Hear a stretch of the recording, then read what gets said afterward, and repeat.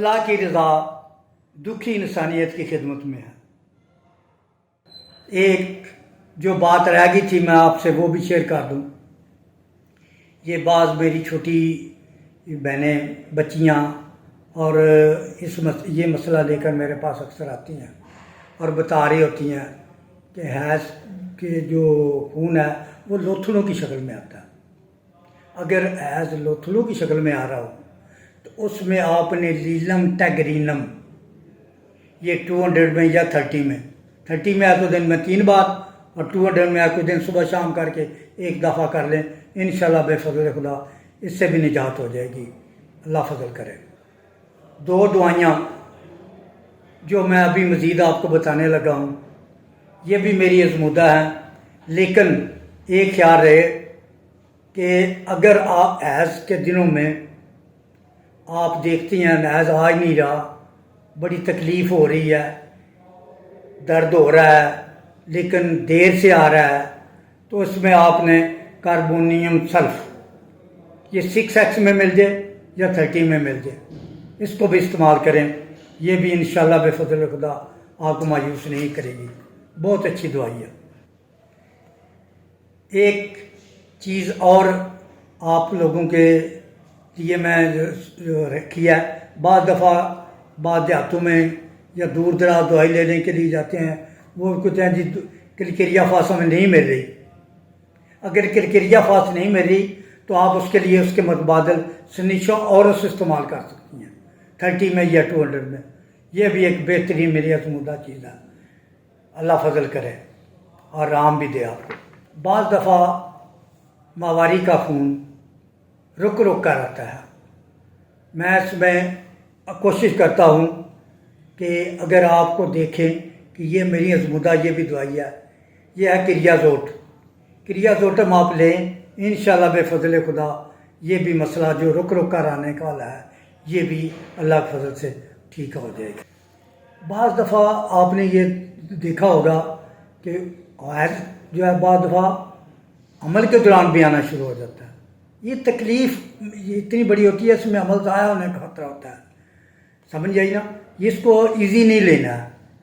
ये कोशिश करें।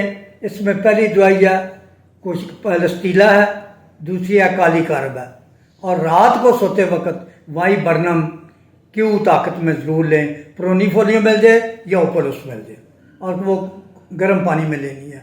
अल्लाह शिफा दे। ये जो वाई बर्नम मैंने बताई है ये क्यों ताकत में लेनी है और गर्म पानी में लेनी है, ये ज़रा अच्छा असर करती है इसमें। और जैसे मैंने पहले बताया था अशोका क्यों भी जो है ठंडे पानी में नहीं लेनी, वो भी क्यों ताकत में लें और गर्म पानी में लें। अल्लाह फजल करेगा। एक और चीज़ उन मेरी बहनों के लिए जिनकी उम्र सानियास तक पहुंच चुकी है। सानियास वो टाइम होता है जो 40 से अबाव होता है और उन दिनों में हैज़ जो है वो ख़त्म होने की तरफ आ रहा होता है। कभी कभी आना शुरू हो जाता है, सर दर्द होती है और कमर दर्द होती है। यहाँ तक मेरे तजर्बे में आया है कि दंदल तक पड़नी शुरू हो जाती है।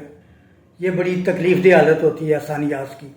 तो उसमें आप लेक्सिस 1 की एक खुराक लें, इंशाल्लाह बेफज़ल को आप देखेंगे कि दोबारा रिपीट कराने की शायद ही मौका मिले।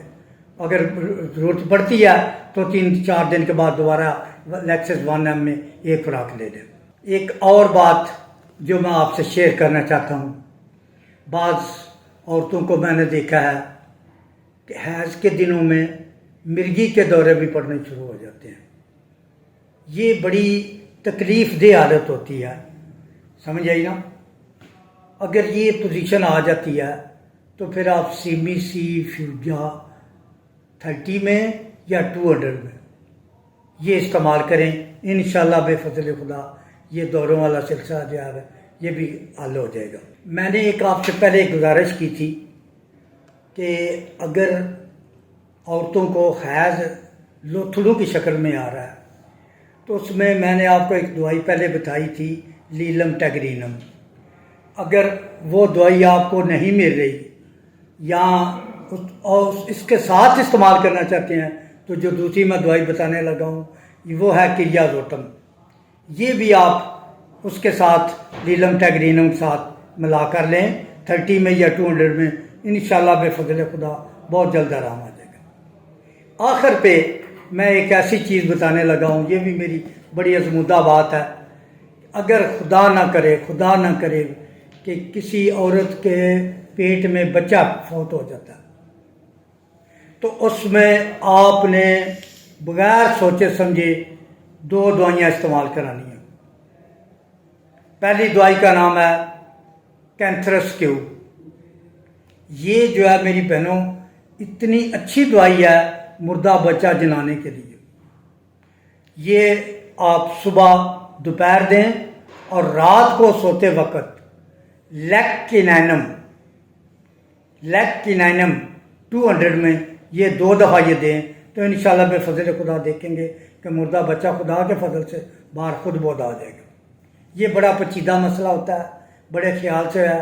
ये दवाई जो लेने से पहले ज़रूर मशवरा ज़रूर करें। अल्लाह ताला की ज़ात आपको शिफा दे, मेरी दुआ यही है।